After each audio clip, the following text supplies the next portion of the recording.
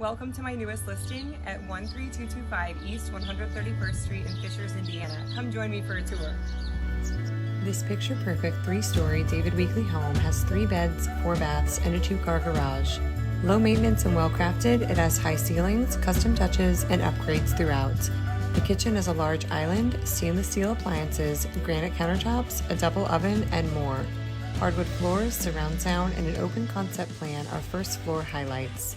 The primary suite has plenty of windows, a tray ceiling, large dual shower, dual vanity, and a custom walk-in closet. You will notice the custom window treatments continue throughout the home. There are 2 other spacious bedrooms, a full bathroom, and a cozy den or office with a weathered shiplap wall on the 2nd floor. Your washer and dryer closet are on this level, as well as a tankless hot water heater. The 3rd floor is a great flex or entertainment space with a well-crafted built-in entertainment system, 2 bars, and a half bathroom.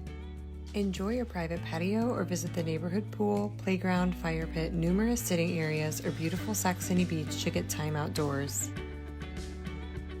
Listed at $450,000, contact me for info or a showing.